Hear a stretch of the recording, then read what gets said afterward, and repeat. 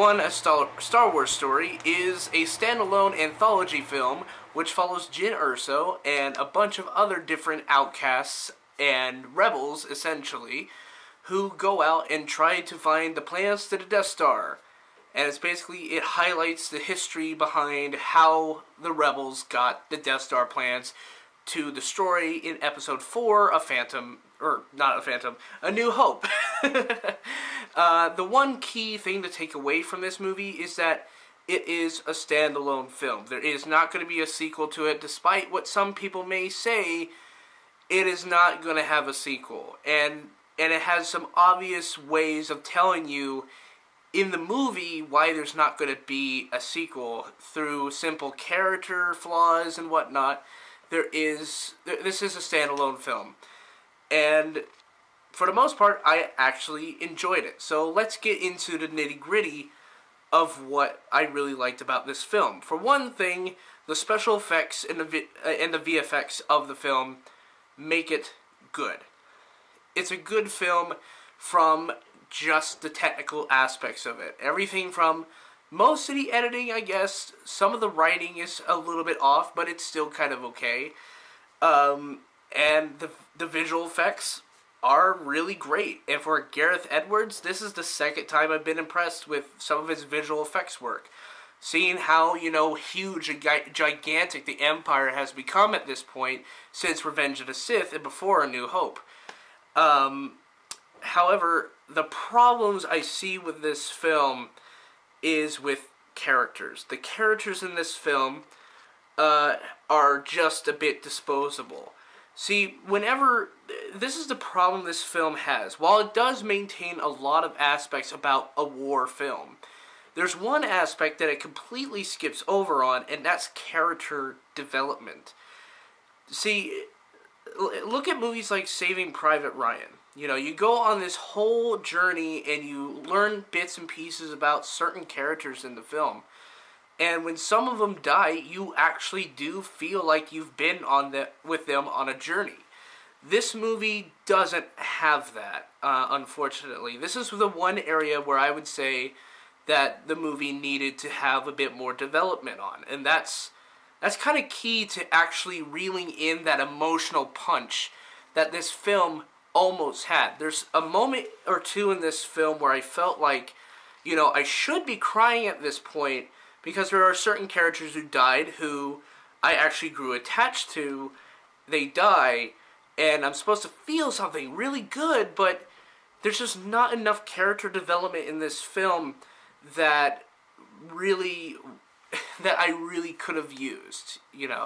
I wanted to appreciate these characters. I wanted to be on this journey to get these Death Star plans.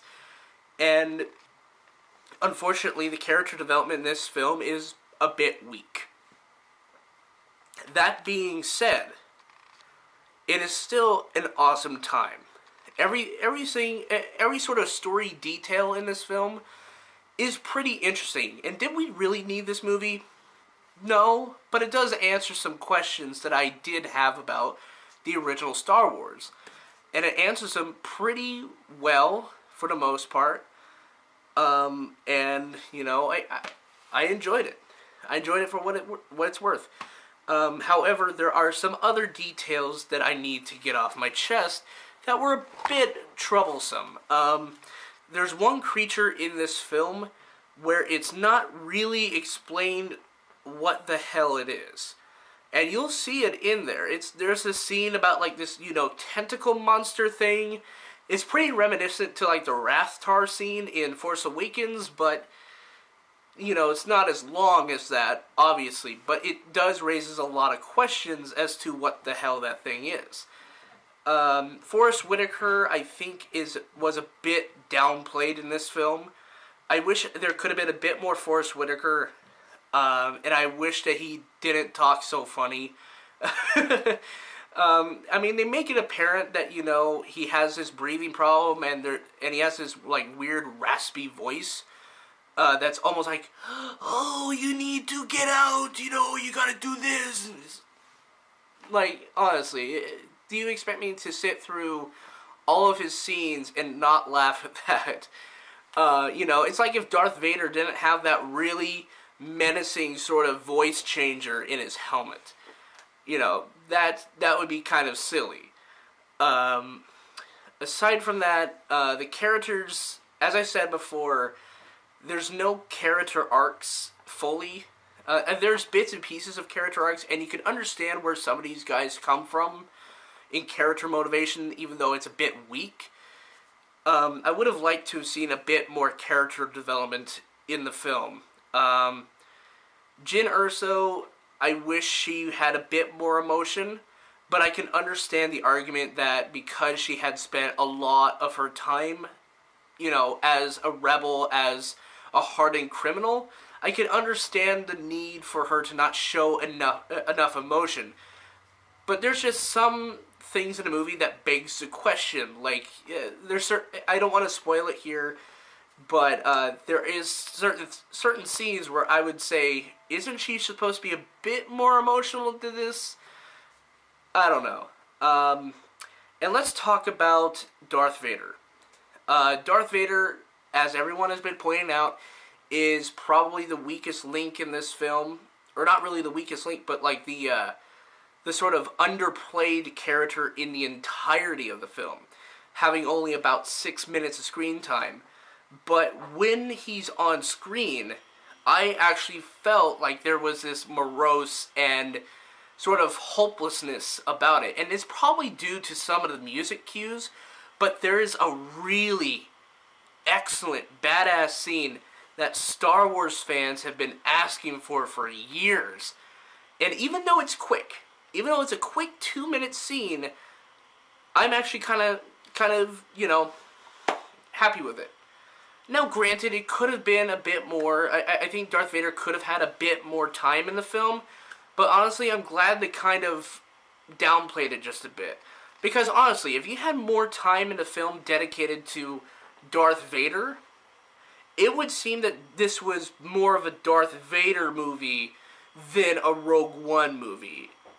You understand what I'm saying? I don't know. But I think Darth Vader, for the most part, I think is well handled. For the most part, when he does do that really kick-ass scene towards the end, I was in shock and in horror as to what I was seeing. Because it's just so crowd-pleasing. The entire film itself is crowd-pleasing, alright? The entire film is meant for fans or even general audience members. I think for the most part that I would recommend this to anyone because it is still a fun movie. And even though the characters are a bit weak, you can understand some of their motivations. And getting back to Darth Vader, I know I'm a bit disorganized because I just got back from the film, but for the most part, I did enjoy it. There are some problems I have with it. Once again, the editing in the first act was a bit muddled. I wish it didn't go so fast. I would have liked this movie just to be a bit longer so we can get some of these character developments. But, I can't really help it, really. But for the most part, I did enjoy this movie. So the pros of this movie is that it's an entertaining Star Wars film. It feels like Star Wars. It smells like Star Wars. Kind of weird. Darth Vader is probably the standout part of the entire film. The battle sequences on Scarif and on these other planets are really good. The visual effects are standout. K2SO, I forgot to mention K2SO. K2SO is the most entertaining character, and Donnie Yen's character is pretty good. And adds a bit more depth to the whole Force thing. Mads Mikkelsen's character, his role in the film is pretty understandable. And, it does address this problem that fans have been having with the original Star Wars, and it clarifies it and makes the first film all the more better because you have this information now about how the Death Star actually got that weakness, which is admirable. I really like that concept. And the cons of this film is the first act was a bit rough. The characters weren't fully developed. I wish they were. Doesn't really have the emotional impact as some other films have had. And some of the camera work was a bit dizzying for me. I wish there was a bit more, standard shots, some good fighting scene shots. But overall, this is a fun movie. I really am pleased with it. It's not as good as I thought it was going to be, but I did have a little bit lower expectations than I had with The Force Awakens. And I did actually manage to have some fun with the film. So if you're out this weekend, go see this movie. This is a good movie through and through. It's enjoyable, it's entertaining, and I'm giving this film an official 7.5 out of 10. So, what do you guys think of the film? Did you think it was good? Did you think it was bad? Do you think it's the best Star Wars film of all time, or is it as bad as The Phantom Menace? Let me know down in the comment section down below, and stay spirited.